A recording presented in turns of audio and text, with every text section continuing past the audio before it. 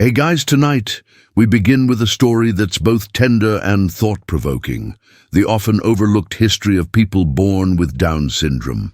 From ancient societies where their existence was misunderstood to more recent eras of stigma, progress, and advocacy, this journey shows us how far we've come and how much remains to be done to ensure every life is valued and full of potential. Before we start, take a moment to like and subscribe, only if you genuinely enjoy the content, and share where you're watching from and what time it is for you. It's always fascinating to see who's tuning in from around the globe. Now dim the lights, maybe switch on a fan for some soft background hum, and let's ease into tonight's journey together. Long before textbooks, hospitals, or genetic science existed, people interpreted the world through myth, instinct, and observation. In those distant times, a child who looked or behaved differently often triggered spiritual or emotional responses. We lack written records describing Down syndrome in antiquity, but archaeological discoveries offer poignant glimpses. In 2014, researchers in France unearthed a 1,500-year-old burial of a child whose cranial features match those of Down syndrome. This young person was laid to rest with care, no exile or abandonment, buried as gently as the rest of the community. It's a small but powerful indication that long before medical labels, some responded with acceptance rather than fear.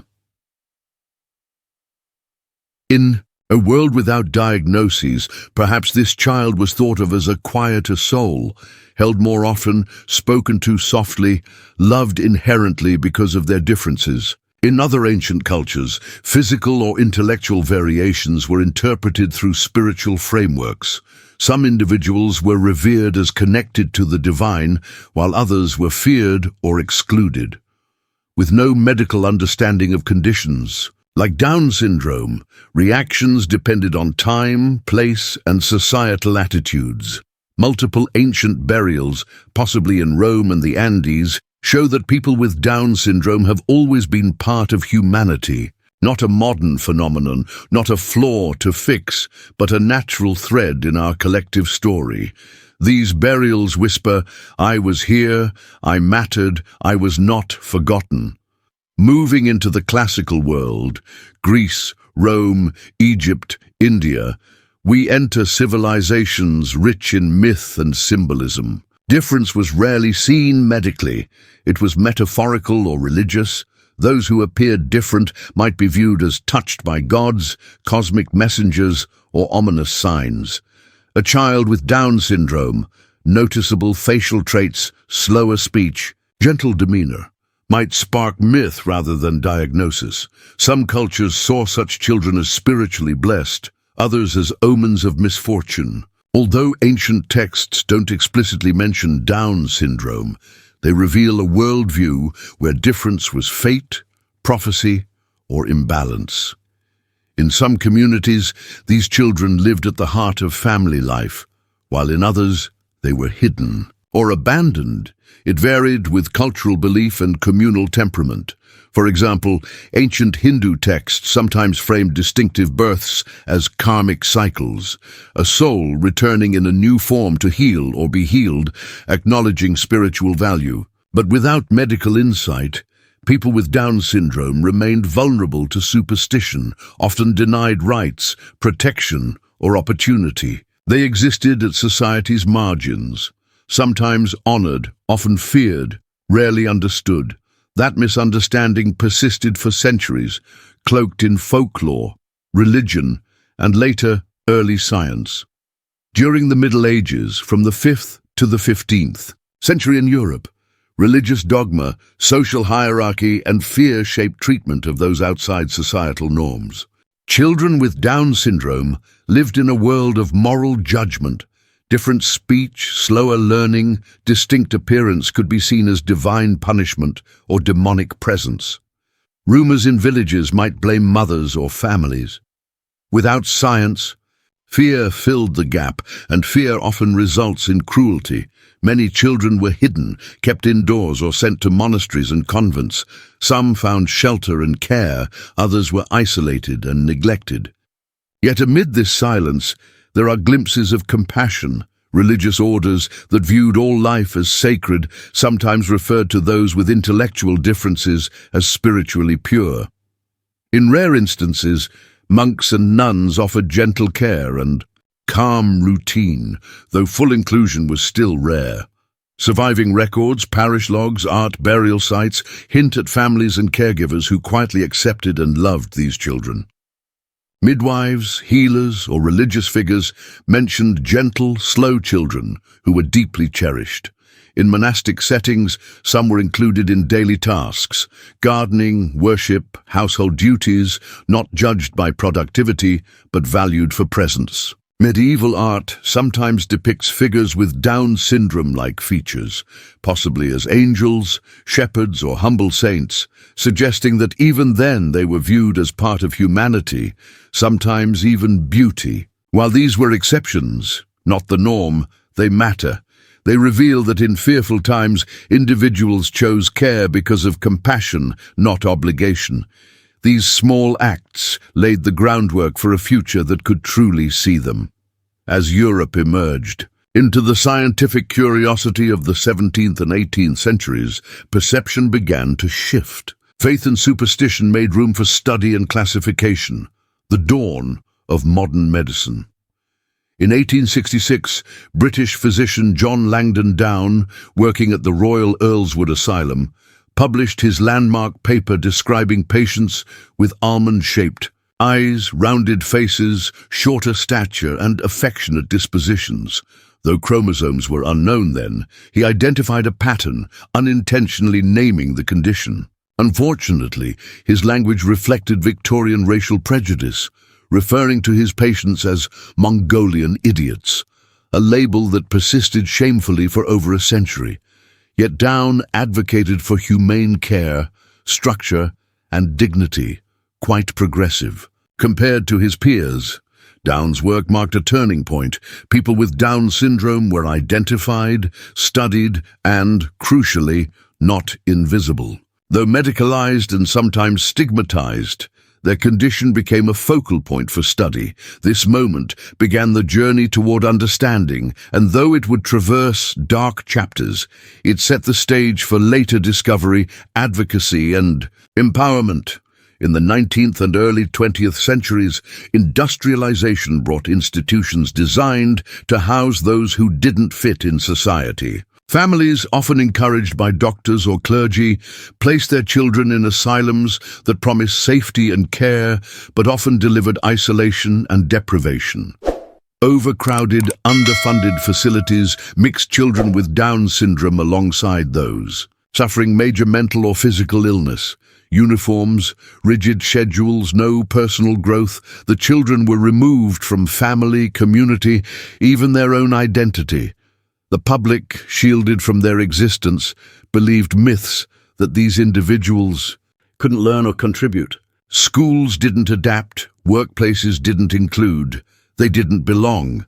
Of course, some institutions were different. Few offered genuine, compassionate care. Children sometimes formed friendships, found stability, and were treated with patience.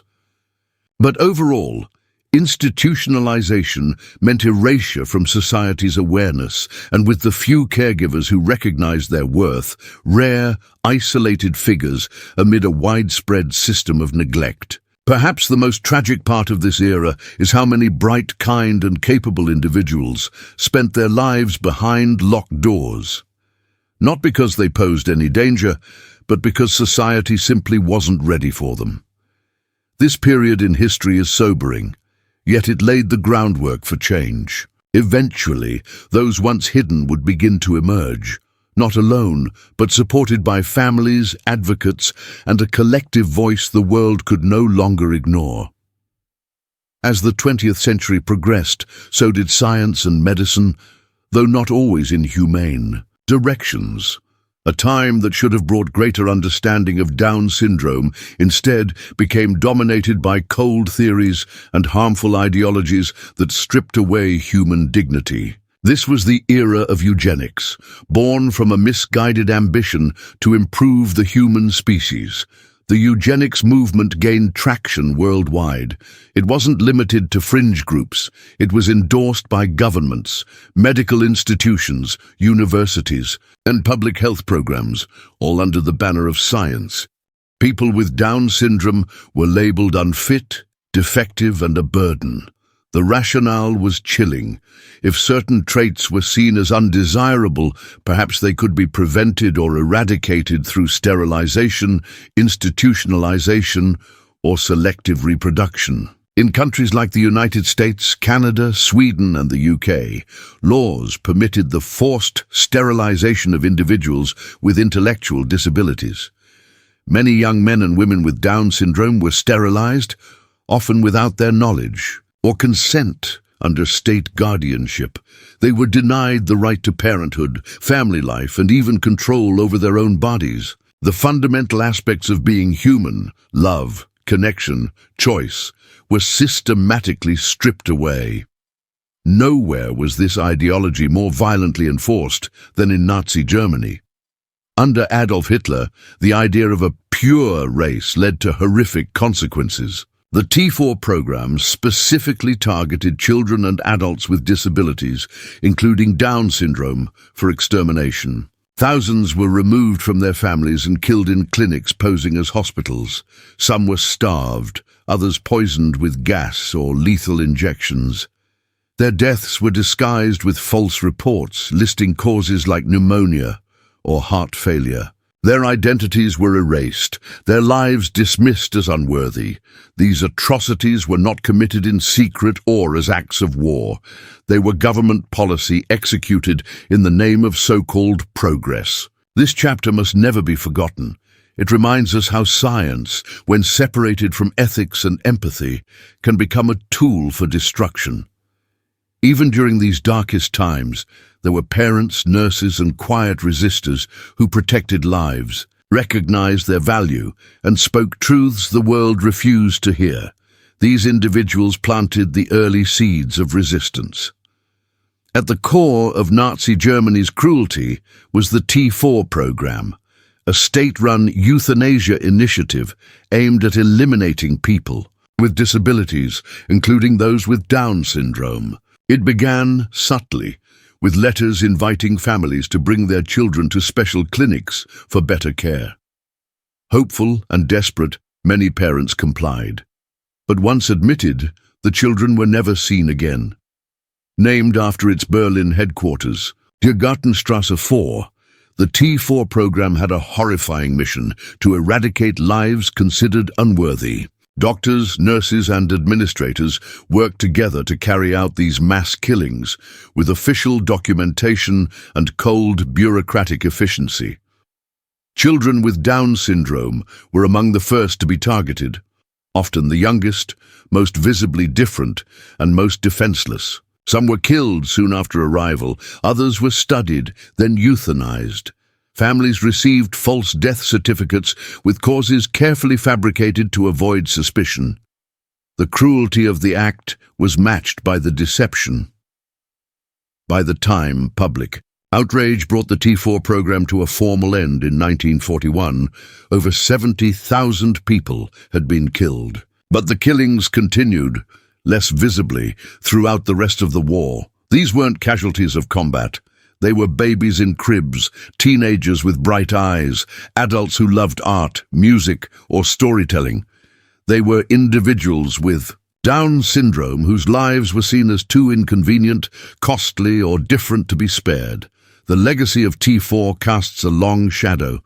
It exposed how deeply dangerous it is when a society denies the inherent worth of every human life. It wasn't solely a Nazi atrocity, it was a global moral failure, allowed to unfold through silence, prejudice, and the belief that some lives matter more than others.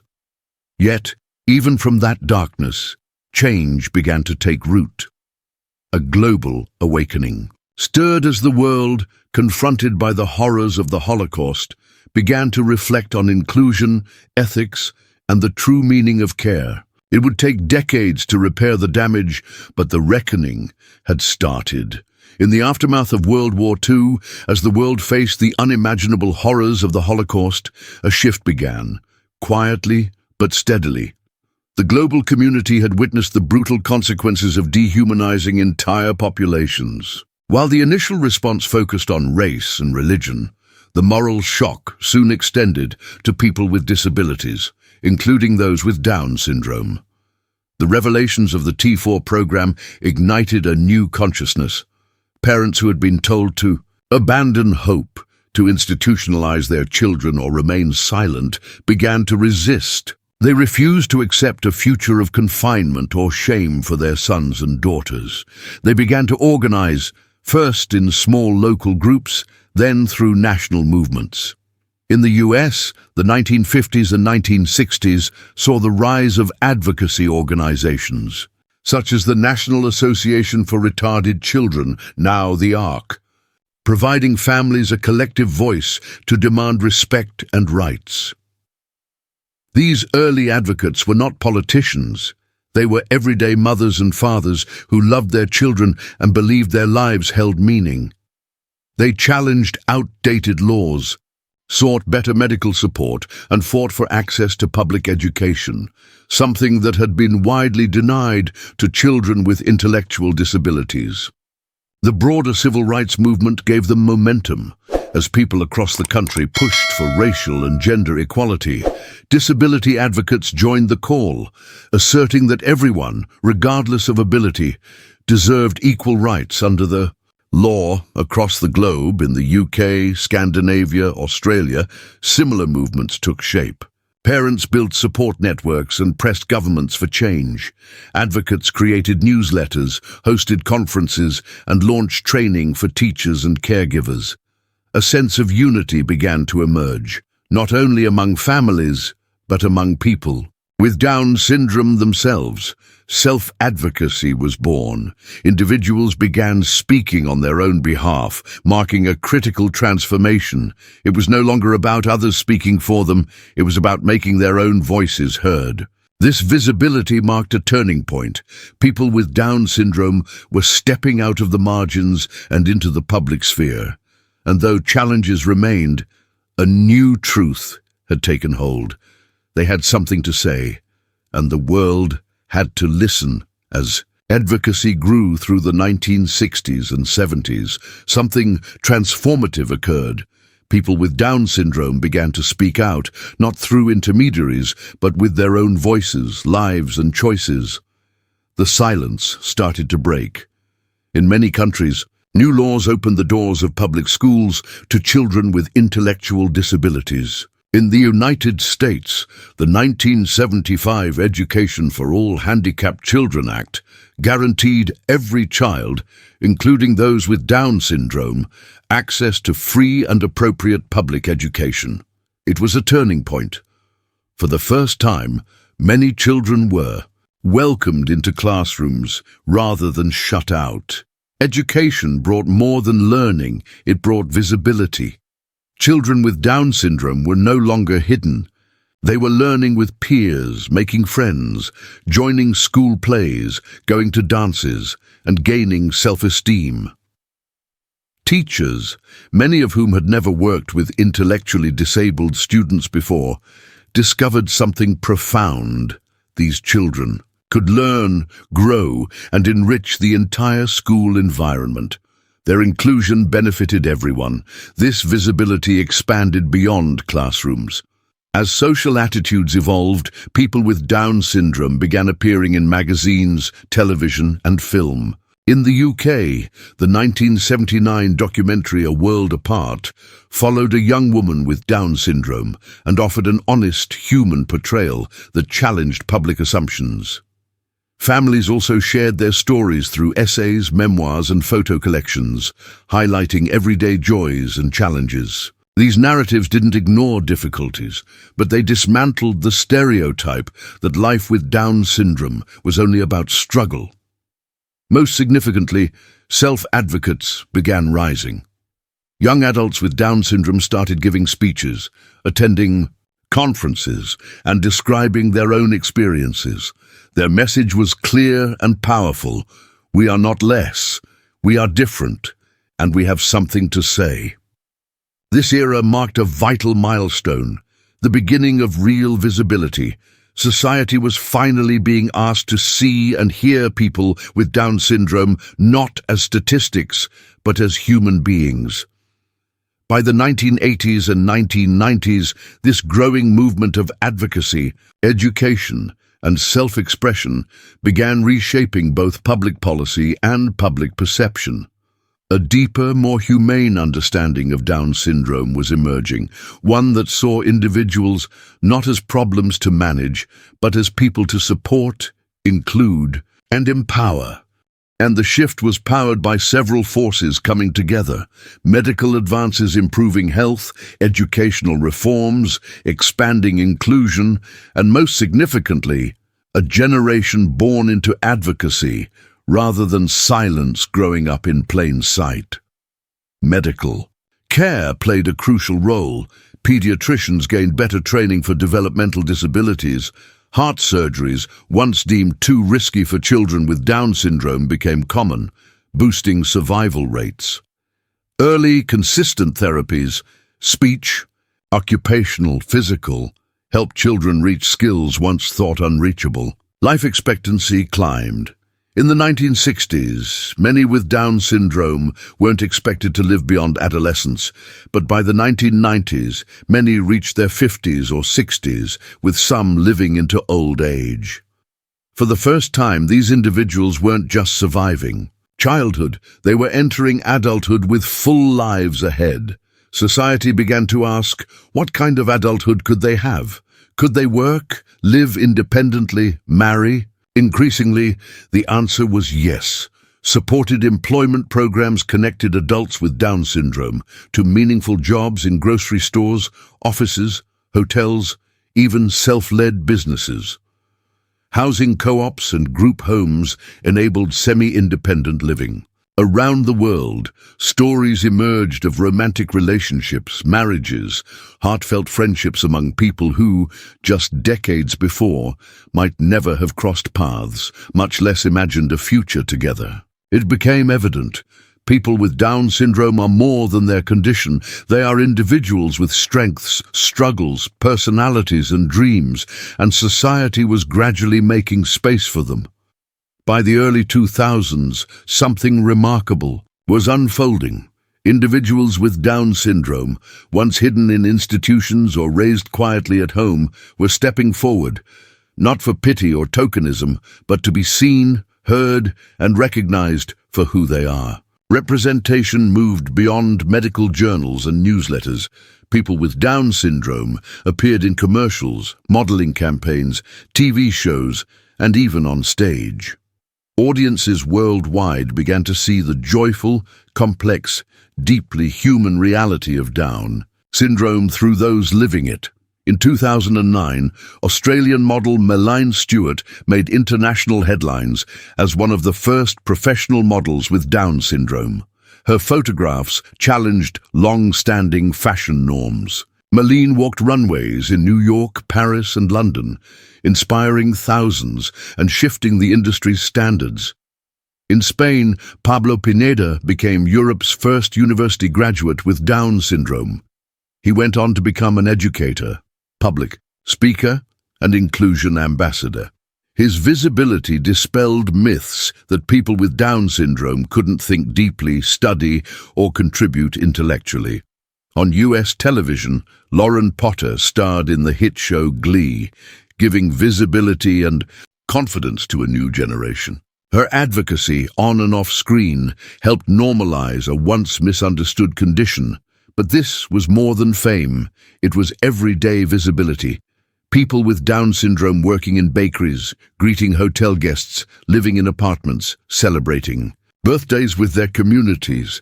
It was classmates, co-workers, neighbors, friends. Representation mattered because it offered people with Down syndrome a mirror to see themselves and gave society a window into their world, filled with humor, ambition, love, individuality.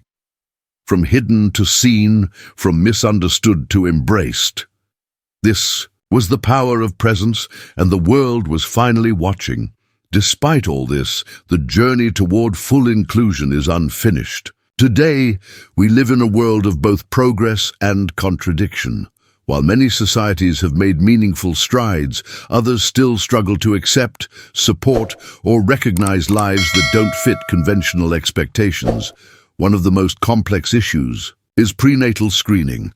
Advanced genetic tests now allow expectant parents to learn early on if their child might have Down syndrome. This knowledge can be empowering, but also leads to difficult choices, especially where disability is feared or misunderstood. In parts of Europe and Asia, termination rates after diagnosis exceed 90%, raising emotional questions. Are these decisions truly free or shaped by societal pressures, lack of support, fear of the unknown? Many parents report receiving their child's diagnosis in clinical terms with lists of risks, but little mention of joy, growth, or possibility. Few are introduced to families raising thriving children with Down syndrome or to adults living fulfilling, independent lives. In "The Silence Fear Grows," the issue isn't judgment, it's understanding. Many societies still haven't created real space for full inclusion. In education, employment, housing, relationships, parents often face these systems alone. Children encounter low expectations, limited access, subtle exclusion. There's also the risk of tokenism. Representation is increasing, but sometimes treated as novelty rather than normal. A few success stories are celebrated loudly, while many still live at the margins, unseen. Yet, the movement persists. Advocates, including people with Down syndrome, continue pushing for better policies, deeper inclusion, and a cultural shift toward true acceptance. The ultimate goal isn't just awareness, it's belonging. A world where no one with Down syndrome is viewed as a mistake, but as a life worth living, loving, and lifting up. Looking back across centuries of silence, stigma, rejection, resistance, one truth stands out: every life has meaning. This isn't belief, it's fact, demonstrated by history against all odds. Even when society refused to acknowledge them, people with Down syndrome were part of the human family. From ancient burials to medieval villages, from 19th century institutions to 21st century red carpets. They've lived, laughed, struggled, survived, and taught. Their impact may not always be loud, but it's always profound. Gentleness, honesty, emotional intelligence, a warmth that can shift a room. Not because they're inspirational, but because they are genuinely present. We must resist romanticizing or simplifying their experiences. People with Down syndrome, like anyone, are complex, capable of joy, ambition, frustration, sadness, love. Their lives are not defined by limitation, nor symbols of purity or tragedy. They are individuals with their own stories, agency, voice. Their presence reminds us of something essential. Humanity isn't measured by IQ, productivity, or perfection. It's measured by connection, by kindness, by the capacity to love and be loved. Saying that every life has meaning is not charity. It's a universal truth. If someone must prove their worth to deserve life, then none of us are safe. But if we start from the belief that worth is inherent, then we build a world where everyone belongs. People with Down syndrome don't need our pity. They need our presence, our partnership, our willingness to listen, adapt, and make space. Their lives are not footnotes. They are chapters in the human story, and some of the most beautiful ones. How were people with Down syndrome treated historically? The answer is complex. Sorrow and silence, yes, but also resilience, revolution, and love. For much of recorded history, they lived in shadows, misunderstood, hidden in ancient myths, secluded in the medieval period, objectified by early medicine. At times, feared, forgotten, and at their darkest, targeted simply for existing. Yet they endured, not just surviving history, but shaping it through families who fought, teachers who believed, and eventually through their own voices declaring, "We are here. We matter. Their story isn't just medical or social, it's profoundly human. It reflects how society defines dignity, who we protect, who we value, and what we believe makes life meaningful. In recent decades, we've witnessed transformations that would once have seemed unimaginable. People with Down syndrome finishing school, holding jobs, acting in films, falling in love, and championing their rights, and shaping their communities. From exclusion to celebration, the arc of this journey speaks not only to their resilience, but also to our shared capacity for growth. This progress did not happen by chance. It was driven by fierce, unyielding love, from parents who refused to accept silence, from doctors who favored empathy over strict protocols, from educators who identified ability where others saw limitation, and from individuals with Down syndrome themselves, living authentically in a world that often underestimated them. This legacy of courage, visibility, and perseverance continues to be written today. As we conclude this journey through history, let us carry forward its lessons, challenge inherited prejudice, elevate unheard voices, and affirm that every person's worth is unquestionable. People with Down syndrome aren't anomalies. They are integral threads in humanity's tapestry, woven with grace, endurance, and the quiet strength of living fully and unapologetically. Thank you for listening. If this story resonated, consider liking the video and subscribing for more human-centered history. Tell me where you're watching from and what time it is. I'd love to know who's with us tonight. Until next time, stay kind, stay curious, and take care. Long before writing existed, before kingdoms carved their stories in stone or temples rose to the heavens, humans felt the instinct to adorn themselves. Jewelry, in its earliest, most primal form, is one of the oldest expressions of identity. It didn't begin with gold or diamonds, but with materials nature provided: shells, bones, teeth, stones, feathers. The oldest known jewelry, a set of 33 pierced Nassaria shells discovered in a cave in Morocco, are believed to be more than 100,000 years old. Threaded as beads, they likely served as necklaces or anklets. Simple in structure, yet revolutionary, they marked a leap into symbolic thinking, the ability to signal status, group belonging, or spiritual affiliation through wearable items. In prehistoric communities, jewelry wasn't vanity, it was communication. A necklace of animal teeth could project hunting prowess, a string of shells might denote fertility, trade, or kinship.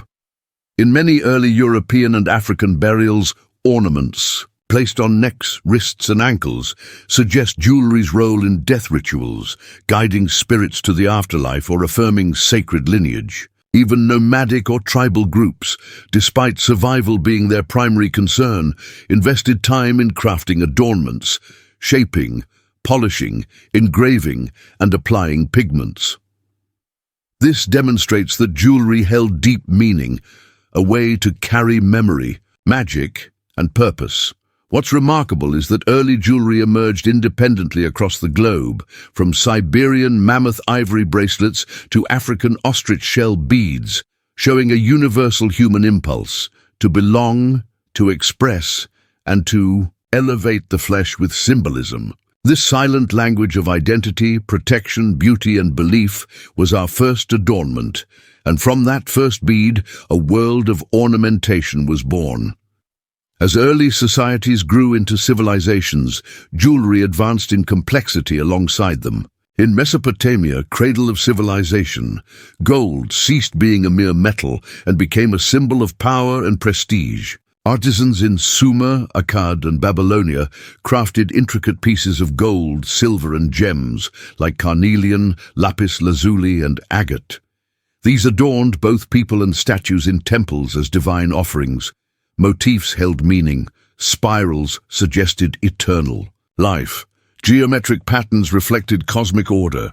Elite women wore ornate headdresses, bracelets, and pendants, often buried with them to guarantee continuity beyond death. These items weren't accessories, they were expressions of divine favor, political stature, and cultural sophistication.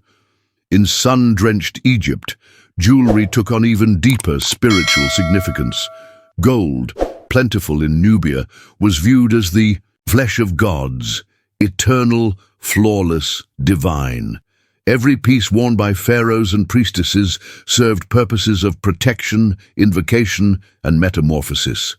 Amulets held immense meaning. Scarabs symbolized regeneration, ankhs signified eternal life, and the Eye of Horus offered health and protection. Inlaid with turquoise, lapis, and garnet, these objects weren't chosen for beauty alone. They were believed to carry spiritual energy. Jewelry also marked social rank. Gold collars, broad pectorals, and inlaid rings signaled wealth, lineage, and divine favor. Children wore charms for protection. Animals bore inscribed collars. Even in death, the entombed were outfitted with symbolic jewelry, from toe caps to headdresses to guide their souls. In both Mesopotamia and Egypt, jewelry was woven into religion, governance, and identity, marking wearers as selected by gods, royalty, or fate. This era set the standard. Jewelry would remain a shining extension of spirit, a coded expression of beauty, power, and protection, forged in fire and polished by belief. As Mediterranean civilizations flourished, jewelry evolved into refined art, linking personal beauty to civic pride. In ancient Greece and Rome, adornments reflected not only wealth, but discernment, philosophy, and patriotism. Greeks sought harmony in their architecture, sculpture, and bodies, and jewelry was designed to enhance natural elegance, not overwhelm it. Gold wreaths, shaped like olive branches, adorned both gods and mortals. Earrings and bracelets featured repoussé work depicting mythic scenes: Athena with her owl, Aphrodite rising from foam, Desire's arrow. Gems were prized: carnelian soothed anger, amethyst countered intoxication. Engraved gems, intaglios, served as personal seals for signing documents. These pieces combined beauty, identity, and authority. In Rome, jewelry became more common and lavish. The empire's reach brought exotic materials: pearls from the Persian Gulf, emeralds from Egypt, sapphires from Sri Lanka. Elite Roman women layered fibulae and rings. Men, while more restrained, wore signet rings and protective amulets. Jewelry also carried social meaning. Freed slaves used gold rings to signal citizenship. Soldiers brought back jewelry as spoils or as temple offerings. Many pieces served protective roles. The bulla, a locket for Roman children, held charms against evil. Even emperors trusted the power of talismans. Tiny Herculean figures, serpents and phallic symbols carried secretly for protection. For Greeks and Romans, jewelry was biography. Each item narrated lineage, virtues, beliefs, and hopes for divine protection. As Mediterranean influence expanded, the East, particularly India, ushered in a tradition where adornment became inseparable from spirituality, ritual, and the rhythms of life. In India, jewelry was sacred, symbolic, and alive. From the Indus Valley, around 2500 BCE, archaeologists have unearthed bangles, nose rings, and bead necklaces made of carnelian, gold, and faience. Indian craftsmen understood jewelry as wearable life. It told visual stories of love, fertility, protection, and divinity. Gold, associated with Lakshmi, the goddess of prosperity, was cherished as eternal and auspicious. Women received gold at birth, during marriage, and as inheritance, not only as gifts, but as security, spiritual armor, and a statement of worth. Every adornment held meaning. The Mang Tika on the forehead activated the sixth chakra. Jhumka, earrings honored the ears, anklets that jingled with each step, toe rings denoting marital status, paired bangles bringing harmony, nose rings symbolizing strength and courage. Men were not excluded. Kings donned gem-studded turbans, armlets, and rings that bore dynastic weight.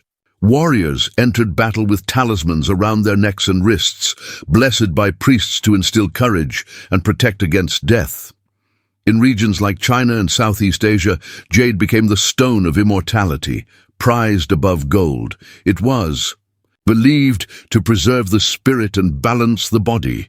Pendants carved with dragons, phoenixes, and lotus flowers were worn from birth to death and buried with the dead to guide them onward. Throughout the East, jewelry functioned as prayer, protection, and poetry. It spoke without words, shielded without weapons, and adorned not just the body, but life's journey. In medieval Europe, jewelry took on fresh symbolism in a world caught between royal splendor and religious authority. Crowns were seen as divine, rings sealed alliances, and even simple pendants carried prayers. As Christianity spread, jewelry transitioned from pagan amulets to Christian symbols of faith. Crosses were worn to protect and to proclaim devotion. Reliquary pendants, containing fragments of saints' remains or drops believed to be Christ's blood, were worn near the heart. These were not mere decorations. They were thought to hold spiritual potency, capable of healing or interceding.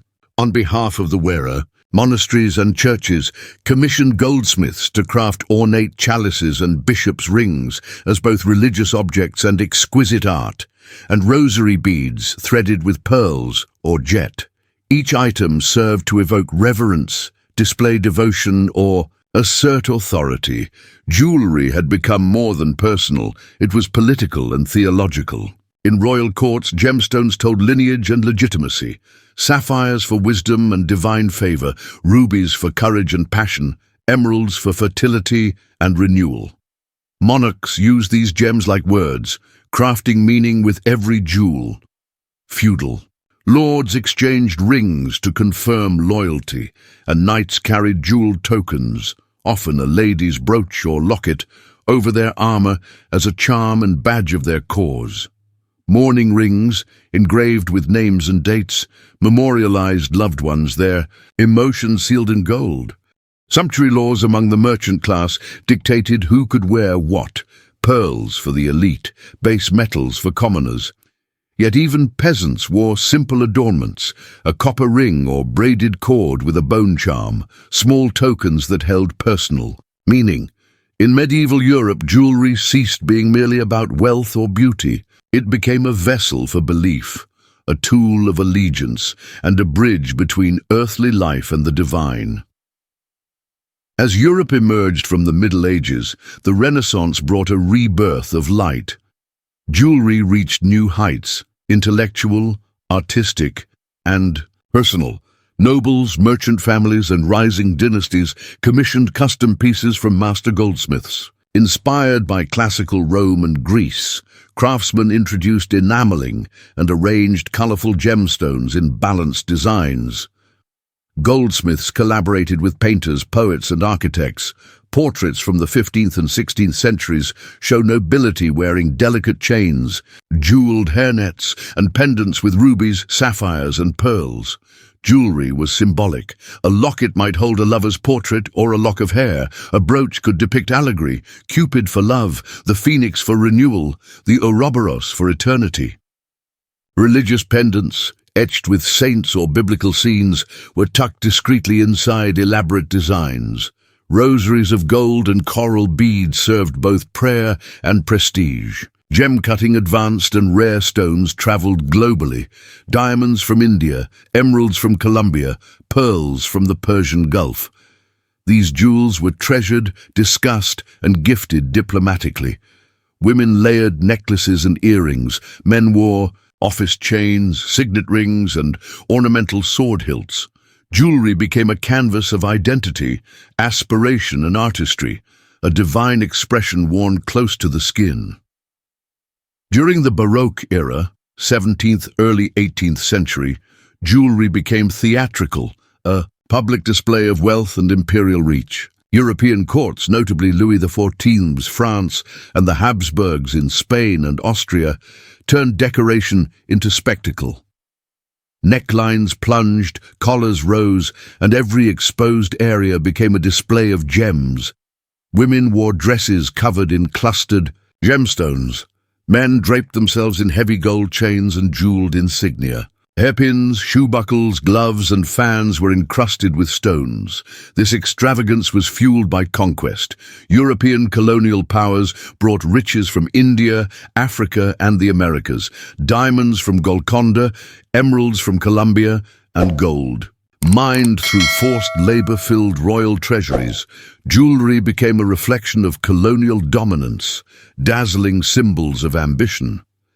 The La Peregrina pearl, discovered off Panama in the 16th century, passed through Spanish royalty.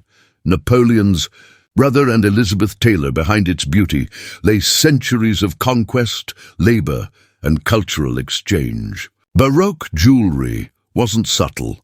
Brooches became sculptural, rings resembled miniature statues, and earrings often brushed shoulders. Scrolls, ribbons, and floral motifs echoed the art and music of the era. Religious jewelry mirrored this complexity. Rosaries, set with diamonds, reliquaries worn as lockets containing saints' relics, decorated with angels, doves, and golden thorns. Jewelry in this period served as both armor and altar, reflecting a new world order driven by trade, colonization, and merchant power. It told a story of dominance in gold, gemstones, and spectacular display. In the 18th and 19th centuries, upheaval and change reshaped jewelry. Revolutions toppled monarchies, the middle class gained influence, and the Industrial Revolution transformed production. Jewelry, once exclusive to royalty and the church, became more democratic, personal, and romantic. After the French Revolution, grandiose jewelry fell out of favor. Overt wealth was risky. Instead, neoclassical styles, delicate cameos, laurel wreath motifs, and lockets worn close to the heart symbolized reason, equality, and subtle elegance. But the Victorian era introduced a new kind of opulence, one rooted in sentiment rather than power. Queen Victoria's love for Prince Albert was immortalized in matching bracelets, mourning brooches, and hair lockets. Jewelry became emotional, a form of love, grief, and memory. Engagement rings grew popular, birthstone jewelry and charm bracelets emerged, each piece a personal story. Technological advances, mass production, electroplating, machine-cut stones made jewelry accessible to the middle class. Costume jewelry wasn't cheap imitation, it was fashionable, affordable, and expressive. Meanwhile, global influences, Japanese motifs, Persian and Mughal designs, entered Western trends through the Art Nouveau movement. Colonial exchanges brought new gems and aesthetics to Paris and New York. By the late 19th century, jewelry houses like Tiffany, Cartier, and Boucheron rose to prominence, defining luxury for a new era with elegant, emotional, modern designs. On the horizon was an even greater transformation. The 20th century would shatter traditions and redraw jewelry's meaning. From Art Deco to street fashion, red carpets to tribal beads, jewelry became about self-expression, identity, resistance, and reinvention. Early 1900s Art Deco celebrated bold geometry, industrial influence, Egyptian archaeology, and Jazz Age glamour. Clean lines, symmetry, and contrast made platinum, onyx, and diamonds fashionable. Long linear earrings and flapper necklaces marked modernity. Men wore cufflinks and tie bars. Though world wars tempered fashion, post-war prosperity reignited sparkle. In the 1950s, Hollywood icons like Marilyn Monroe and Audrey Hepburn made diamonds and pearls the emblem of elegance. Cartier, Van Cleef and Arpels, and Harry Winston became synonymous with luxury. By the 1960s and 70s, jewelry reflected rebellion, handmade, spiritual, and inspired by nature. Beads, leather, and turquoise defined the counterculture. The 1980s disco era revived maximalism. Big gold chains, oversized earrings, and bold gemstones mirrored ambition and excess. Jewelry became identity. Pride pins, nameplate necklaces, zodiac pendants, and political brooches declared who we are, whom we love, what we believe, and what we've endured. Today, the conversation includes sustainability, ethics, and storytelling. Lab-grown diamonds challenge traditional value. Heirloom redesigns revive family history. Artisan revivals honor indigenous craft and community over mass production. Plays its part. A piece of jewelry today might trend on Instagram, be handcrafted by a local artisan, or represent a meaningful cause. No longer limited to gold or diamonds, jewelry now reflects the individuality of its wearers.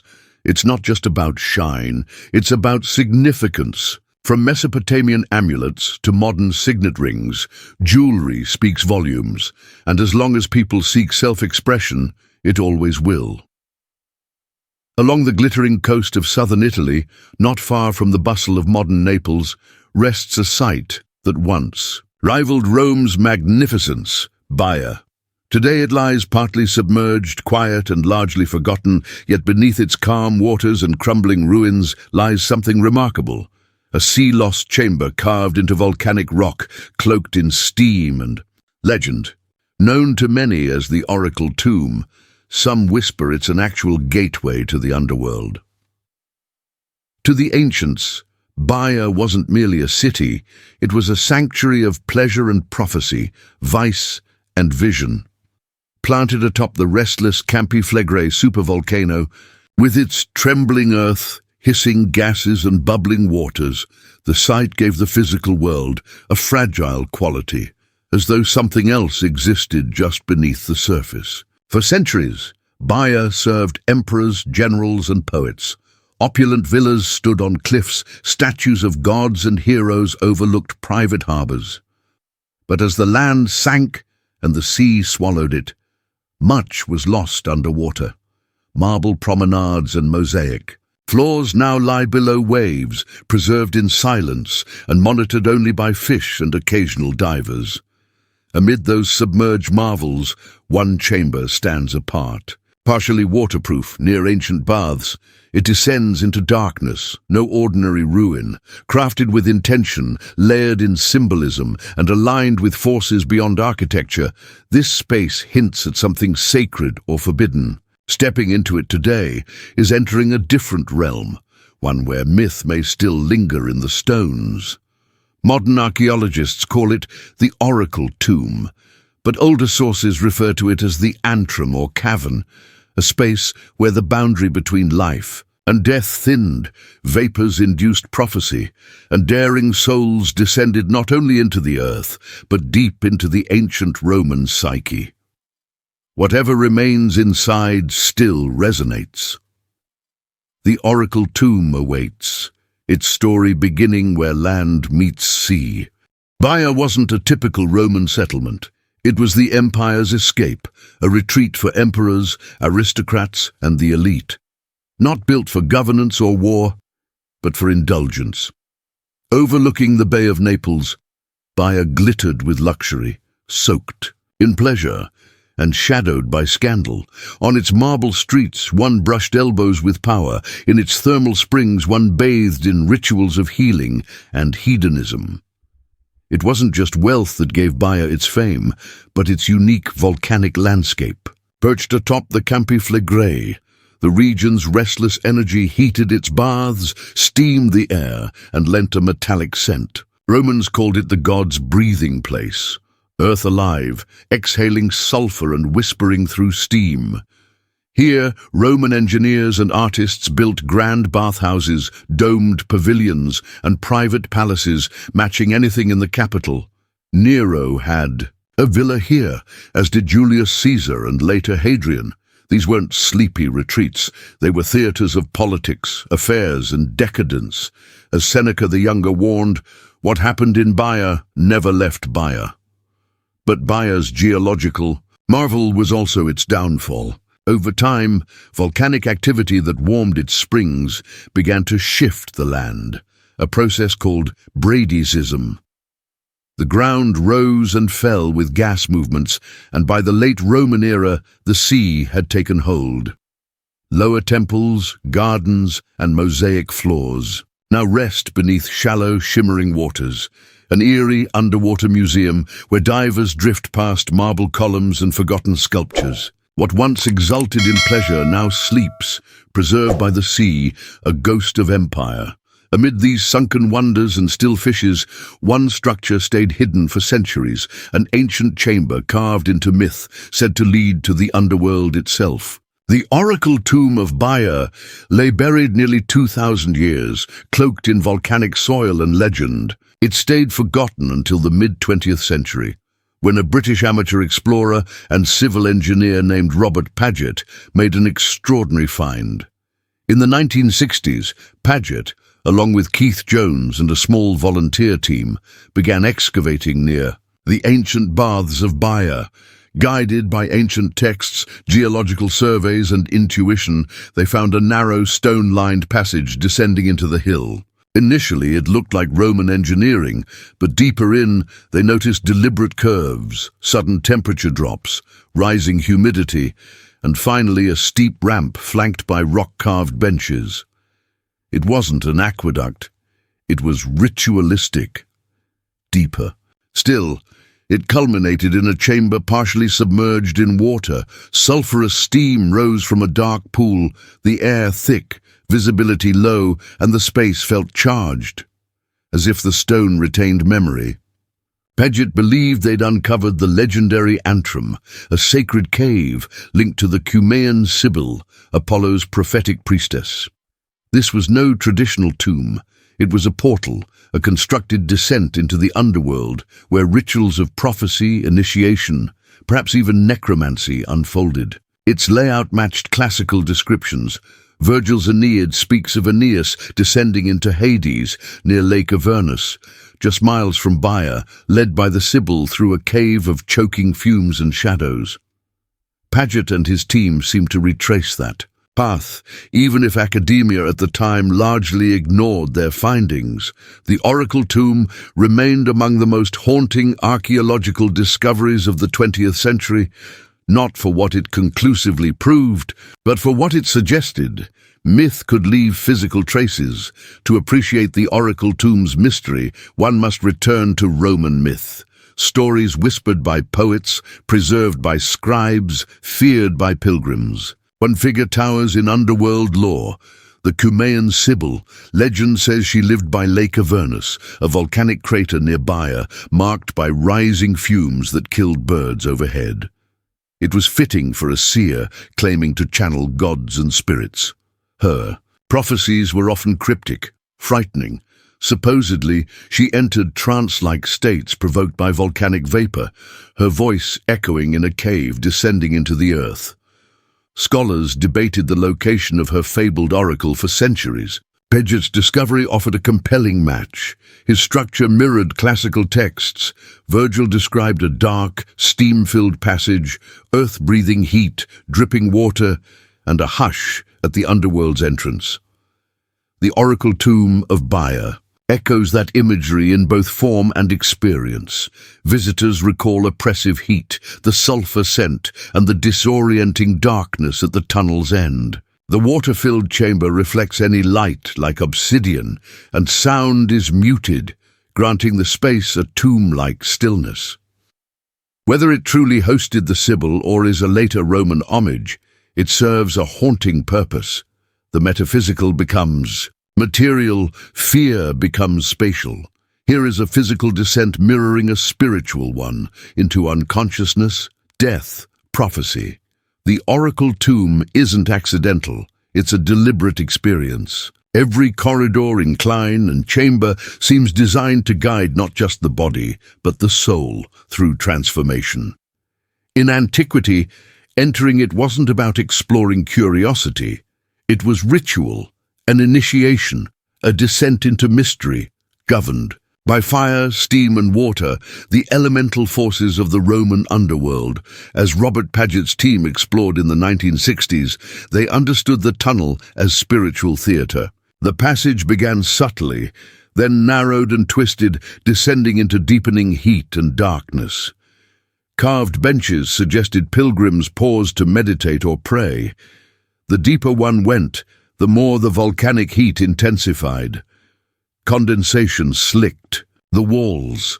Sulfur-heavy air felt like the breath of the underworld. Finally, a concealed stairway led to a chamber partially submerged in thermal water, an enclosed, surreal space. A pool so dark it swallowed light. In ancient times, torchlight would have danced across the ceiling, steam spiraling upward, creating an otherworldly sensation, standing between two realms, neither fully mortal nor divine, anchored in both, the physical and the spiritual. And the metaphysical scholar Robert Padet theorized that this pool may have symbolized the river Styx, the boundary in Roman and Greek mythology separating the living from the dead. Passing through the tunnel became a symbolic journey, a descent from light into darkness, from life to the edge of death. Those who entered might have been seeking prophecy, forgiveness, or contact with the spirits of their ancestors. They would then retrace their steps, slowly returning to daylight, but they wouldn't return the same. The experience lingered like smoke. They had touched something vast and unknowable. Whether or not they heard the Sibyl's voice, they had entered a realm that few dared to face. This wasn't tourism, it was pilgrimage. And the forces that shaped the oracle tomb, fire, earth, and water, also shaped those who walked its path. The oracle tomb of Baiai may be small in scale, yet it holds profound architectural brilliance. What looks like a simple volcanic tunnel gradually reveals itself as a sophisticated symbolic structure, not built for the living, but for an encounter with death and return. The tunnel stretches roughly 400 feet, but its psychological depth far surpasses that length. Padet and his team were the first to recognize the intentional design behind it. The tunnel wasn't random or merely practical.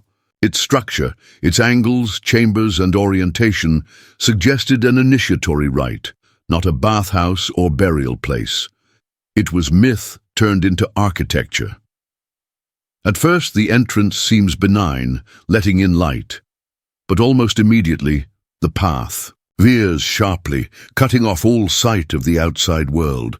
The air becomes warmer, the tunnel narrows, and the light dims. Each step becomes a quiet surrender to the structure, to whatever unseen power it was meant to evoke. Midway through the tunnel, a vertical shaft intersects the path, likely channeling hot gases from deep below. Padet believed this was no coincidence. The tunnel may have filled with sulfuric fumes, enhancing the illusion of descending into another realm. For ancient minds, these vapors were sacred, the breath of the gods, intoxicating, confusing, divine.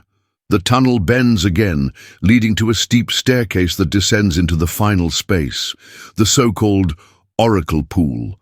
This dark, partially flooded chamber required visitors to wade into the water to enter.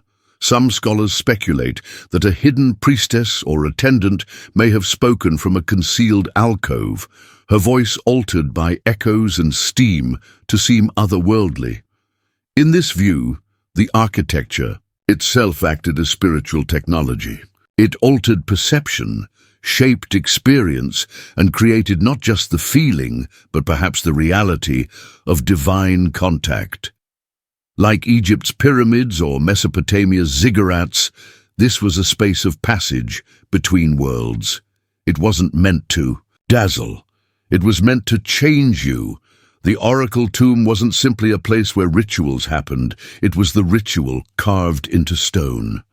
Baiai's oracle tomb stands at a curious intersection between archaeology and allegory, physical ruin and enduring myth. It forces us to ask, where does history end and legend begin? The Cumaean Sibyl, long associated with nearby cave systems, is not just a character from myth. She appears in Roman historical records, was feared by generals, and immortalized in literature. Legend says Apollo granted her a 1,000-year lifespan, but she forgot to ask for eternal youth. Over time, her body withered, her voice echoing from deep within the earth, a whisper of prophecy from the void. Her presence defines this landscape. The Roman poet Virgil placed her at the heart of Aeneas's journey into the underworld. In that epic, the hero approaches the Sibyl, who guides him through a poisonous, shadowed tunnel into Hades. That setting, near Lake Avernus, is just miles from Baiai's oracle tunnel.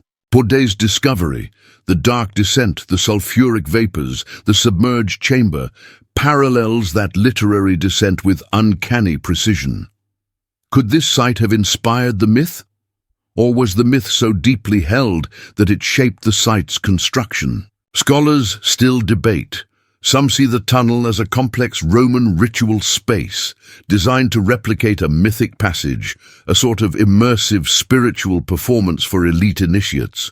Others believe it had a more literal use, a sacred site where oracular visions were induced by gases and the mind-altering environment. Perhaps it was both. In Roman thought, myth and reality were not separate. A temple didn't symbolize a god, it was that God's dwelling. A cave didn't resemble the underworld, it was the underworld. Those who entered this tunnel likely did not see it as metaphor, they saw it as truth. And so the oracle tomb is more than a ruin, it is a memory that lingers. A space preserving the psychological landscape of a culture that believed deeply in the unseen. When Robert Padet and Keith Jones published their findings in the 1960s, their work wasn't met with celebration. Instead, many in academia responded, with doubt, even scorn. Why? Because the oracle tomb didn't fit neatly into established categories. It wasn't a typical temple, it lacked inscriptions. It wasn't a tomb, it held no bodies or treasures. It didn't have the dramatic appeal of Pompeii, nor the bureaucratic clarity of Rome's public buildings. To many, it was just a strange tunnel cut into a hill, a curiosity, not a discovery. Yet its precision contradicted that dismissal. Its design, temperature regulation, alignment with ancient texts, and subterranean water chamber pointed to more than coincidence. Padet's work was meticulous, and though his conclusions were bold, they weren't without precedent. Sacred caves and prophetic tunnels appear throughout the ancient world, from Delphi to Eleusis. In recent decades, a new wave of researchers has returned to Baiai with advanced tools. Ground-penetrating radar, underwater archaeology, and 3D scans have begun to reveal the city's sunken marvels, thermal baths, garden courts, and intact mosaics hidden beneath the sea. And the oracle tomb, once dismissed, is being reconsidered, not as fantasy, but as a meaningful site within a culture that lived inside its myths. Even skeptics now acknowledge the structure's intentional design. The manipulation of sound, heat, vapor, and light was purposeful. Whether built to simulate the underworld or serve as an actual portal is now less important than this. It worked. Those who walked through it felt transformed. The tunnel altered. Their senses disoriented them and shifted their state of mind.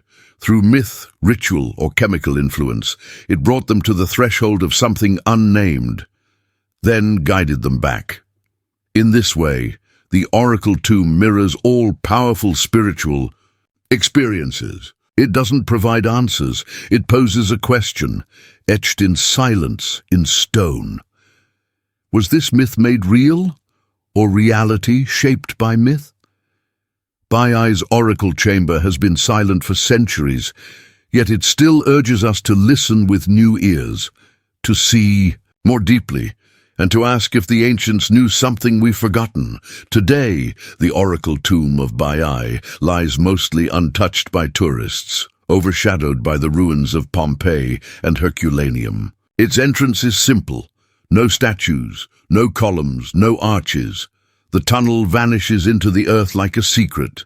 Quiet, damp, waiting. Yet those who step inside describe the same sensation, a subtle thickening of the air, a silence that seems to cling to the skin. Time has eroded the stone, but not the mystery. What makes this site unforgettable isn't just its design or its setting, it's the feeling it stirs. That we're not simply looking at history, but brushing against something older than history itself, a doorway into the ancient psyche. The Romans, with all their infrastructure and might, still feared what lay below. They placed altars at cave mouths, left offerings at volcanic craters, and marked the gateway to the underworld, the mundus. Every August, they believed spirits crossed into the world of the living, Baie, with its boiling springs and sulfur-scented air embodied that threshold, not heaven, not hell, just the space between. The Oracle Tomb remains one of the few places where that belief still feels alive. To walk its corridor is to join a procession of seekers, priests, emperors, perhaps, even the mad. All came not for treasure, but for truth, or a glimpse of it. What did they hear in that chamber? What did they ask of the Sibyl? What did prophecy cost them? We may never know. And perhaps that's the point. In an age addicted to proof, Baie reminds us of something sacred, that some experiences were never meant to be fully explained.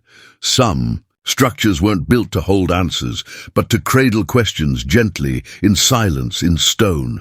And so, the Oracle Tomb endures, part myth, part monument, part mirror, reflecting our unending desire to peer beyond the veil. It is a whisper carved into the land, a ritual still breathing in shadow, a gate that never fully shuts. And for those who dare to enter, it still waits. And Simone and her siblings were placed into and out of foster care, enduring moments of separation, uncertainty, and instability. For many children, that environment would be overwhelming. Yet, even in those fragile early years, Simone's spark began to emerge. That spark found fuel at just 3 years old, when Simone and her siblings came under the care of their maternal grandfather, Ron Biles, and his wife Nellie, a nurse and businesswoman. Eventually, Ron and Nellie legally adopted Simone and her sister Adria, providing them with structure, stability, and unconditional love. To Simone, they were always her mom and dad. It was in their Houston, Texas home that her new life truly began. On one daycare field trip to a local gym, young Simone encountered something that lit her up inside. Tumbling mats, spring floors, and athletes effortlessly flipping in the air. She couldn't stay seated and mimicked their moves until a coach gave her a note suggesting she should enroll in classes. That single note changed everything. Simone's natural talent was clear almost immediately. She displayed explosive strength, an intuitive sense of balance, and what coaches later called aerial awareness, the rare ability to know exactly where her body was mid-flight. Beyond her physical gifts, she had an unyielding work ethic and genuine joy in movement. Gymnastics wasn't just a pastime, it was where she came alive. By age 6, she was training seriously. At 8, coaches whispered about her potential. She was still small, quiet, with a shy smile, but on the mat, she was fearless. Her past may have been unstable, her future uncertain, but gymnastics gave her control, focus, and purpose. Simone didn't come from privilege. She came from adversity, and she didn't just overcome it, she soared above it, transforming her pain into fuel. Long before becoming a champion, she was defying gravity. Simone's ascent wasn't accidental. It was a perfect interplay of talent, opportunity, and relentlessness, honed through years of discipline and sacrifice. After that first field trip sparked her interest, she began training at Bannon's Gymnastics in Houston. It didn't take long before her coaches realized they were witnessing something extraordinary, a blend of fearlessness, raw power, and joyous determination. By age 8, she was performing skills well beyond her age group. Her petite frame, eventually just 4'8", gave her an edge. Quicker rotations, higher springs, and extraordinary aerial awareness. But none of it came without effort. Coaches pushed harder, routines got tougher, and Simone, with calm resolve, matched every step. One of her earliest mentors was Coach Amy Borman, who began training Simone when she was still a child and guided her rise to stardom. Borman did more than coach gymnastics. She taught Simone to compete, to harness energy, to silence doubt, and to convert nerves into power. Their bond was rooted in trust, patience, and mutual respect. While many elite gymnasts endured rigid systems, Simone's training was tailored to preserve her well-being. Her grandfather and Coach Borman protected her childhood even as her training intensified. She was homeschooled to allow flexible practice schedules, yet gymnastics didn't dominate her life. She loved pizza, playing with her siblings, and doing flips in the backyard, grounded by her family, her faith, and moments of laughter. By age 14, Simone was already turning heads at junior elite competitions. Her routines were loaded with difficulty and risk, moves most girls wouldn't dare attempt, let alone nail. She didn't just complete them, she soared through them, making the hardest combinations look effortless. But her greatest asset wasn't physical, it was mental. She carried a quiet confidence, a strong internal compass, and a refusal to be anyone but herself. Her foundation wasn't built on fame. It was formed through sweat, family, and a steadfast belief. She wasn't merely learning gymnastics, she was building the foundation to one day redefine the sport. By 2013, Simone Biles was no longer a prodigy. She was a force on the rise. That year, at just 16, she joined the senior elite ranks and competed at the World Artistic Gymnastics Championships in Antwerp, Belgium. What happened there changed everything. Simone didn't just win, she stunned the world. She claimed 2 gold medals, including the prestigious all-around title, instantly earning her recognition as the best gymnast on earth. Her routines weren't only technically elite, they were daring, featuring skills no one else could replicate. Her tumbling defied physics, her landings were solid, and her movements crisp and powerful.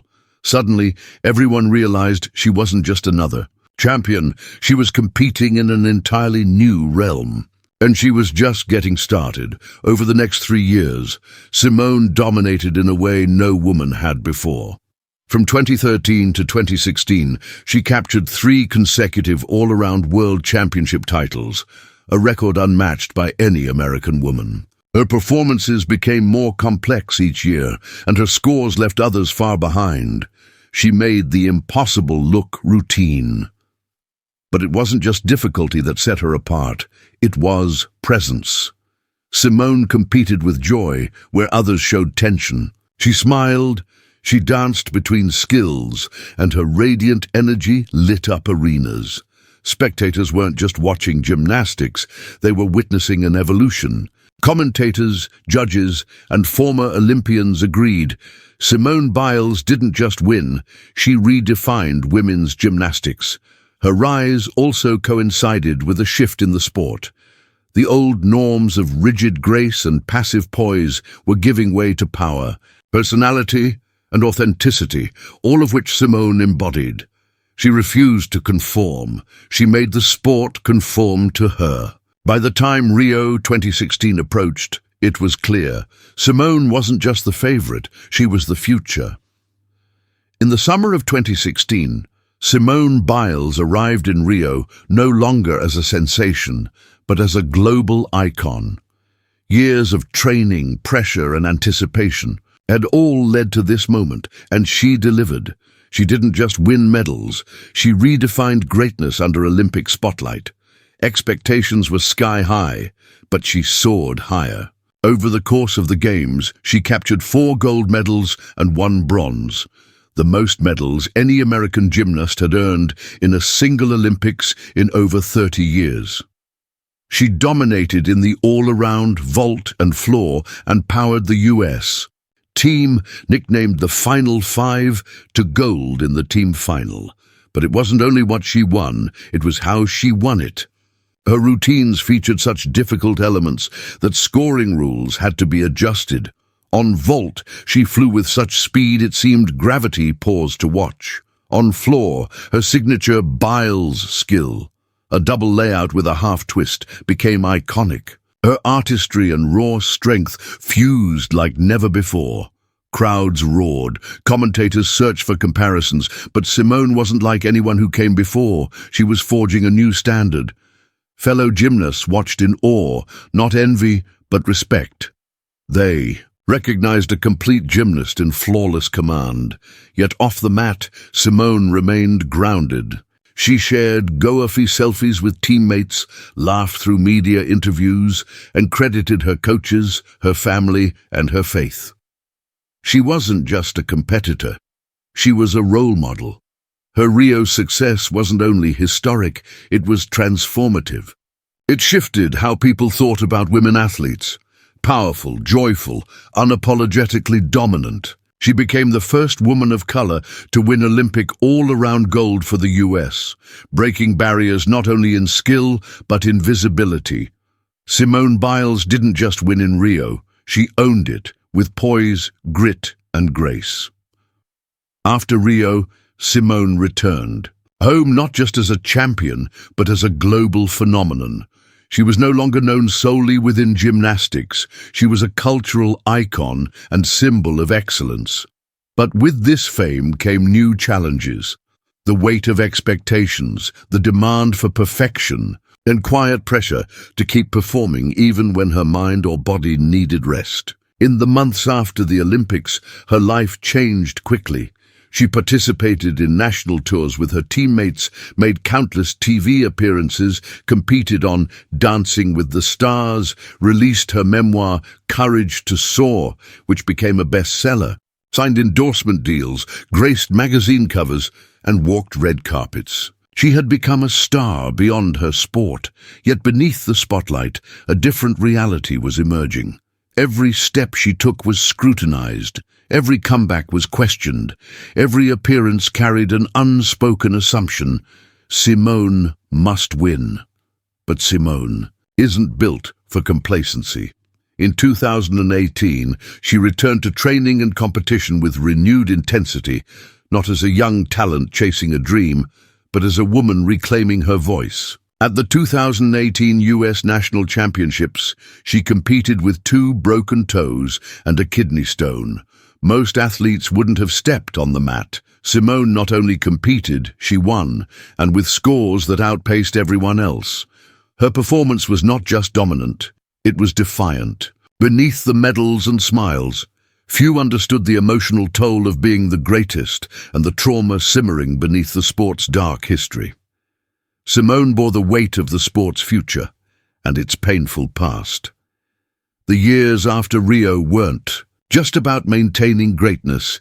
They were about enduring it, and in that space between victory and survival, and in truth, Simone Biles began to uncover a different kind of strength, one grounded not in performance, but in vulnerability. For all her athletic prowess, Biles's most powerful moment didn't take place on the balance beam or under the Olympic spotlight. It happened behind a microphone, in front of the world, when she chose to speak out, not about medals, but about trauma. In 2018, Biles revealed she was one of the many gymnasts abused by former USA gymnastics doctor Larry Nassar, a man who exploited athletes for decades under the guise of medical treatment. Speaking out wasn't easy. By then, Simone was the face of the sport, its brightest star in a deeply compromised institution. Yet she refused to remain silent. In a public statement, she wrote, "I am not afraid to tell my story anymore." This wasn't just a confession, it was a declaration. She wasn't just standing up for herself, but for every girl who had been harmed, silenced, or ignored. She demanded accountability, not only from Nassar, but from USA Gymnastics and the US Olympic Committee, whose failures and cover-ups allowed his abuse to continue. With this, Simone evolved from champion to advocate. Her courage resonated far beyond gymnastics. Survivors saw their own experiences reflected in her words. Fellow athletes stood by her. Lawmakers launched investigations. And when Biles testified before Congress in 2021, tearful but composed, it became a historic moment in American sports. Throughout it all, Biles never stopped training. She kept competing at the highest levels, even as she bore the emotional weight of a broken system. Her presence in competition came to mean more than victory. It symbolized healing, resistance, and truth.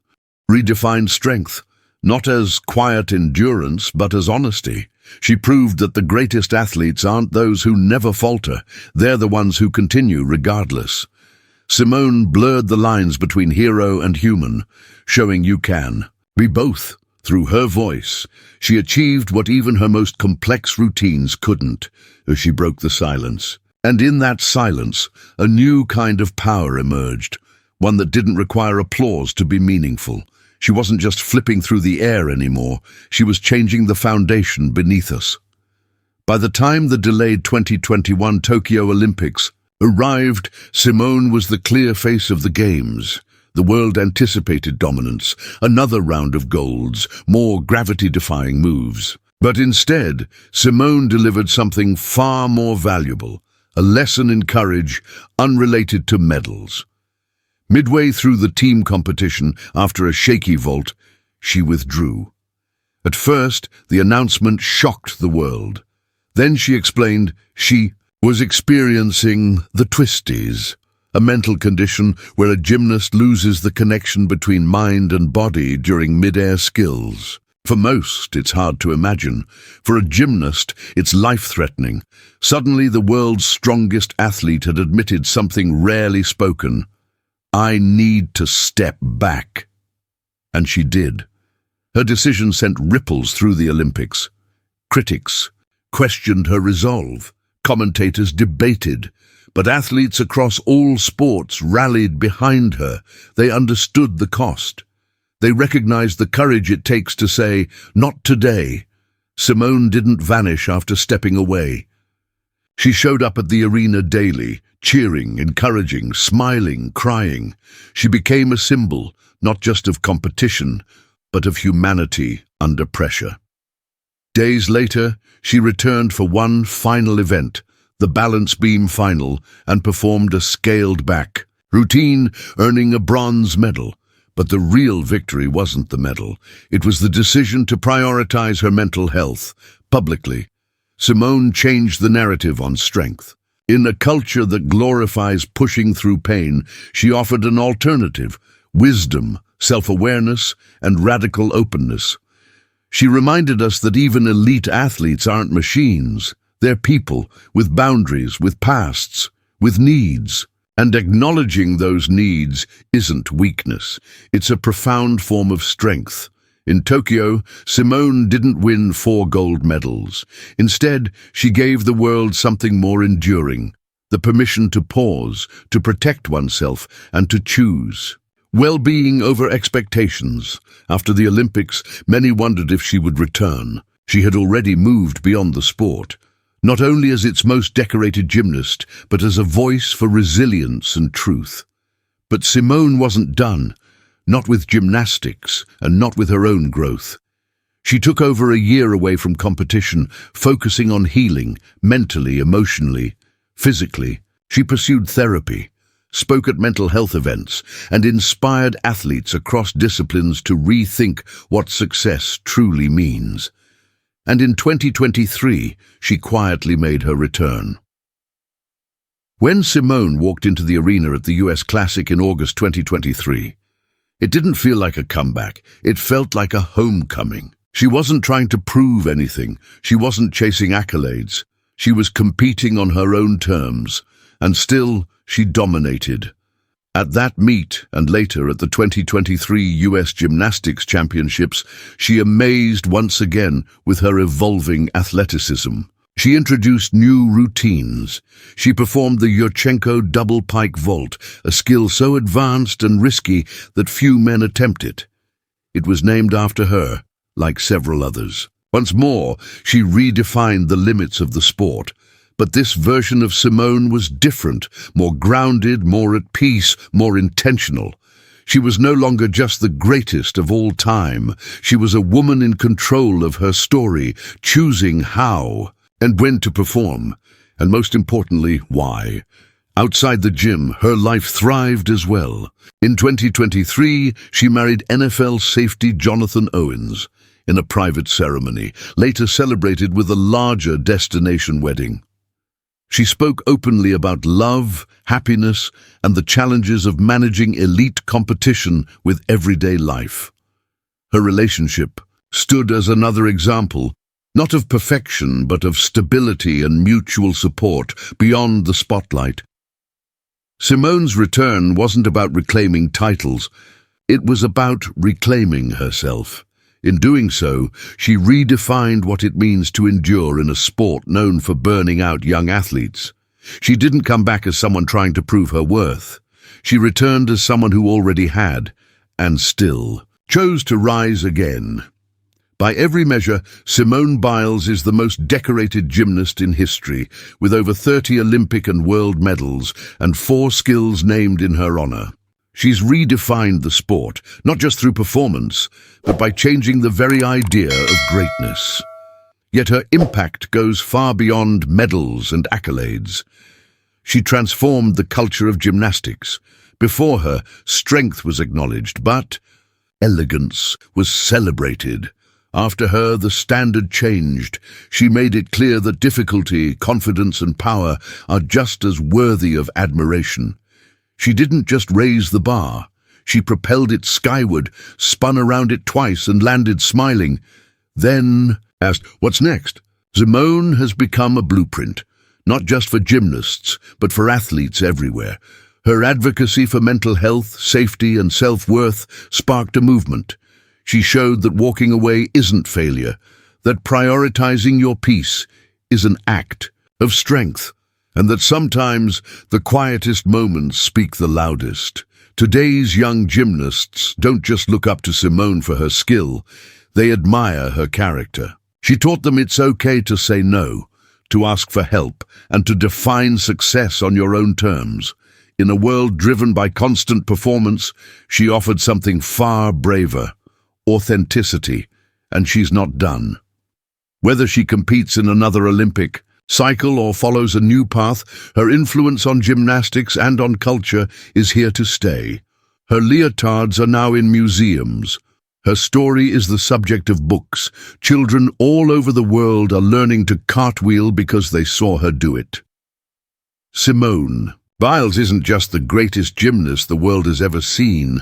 She's a cultural turning point in motion. A story of honesty, resilience, and quiet revolution.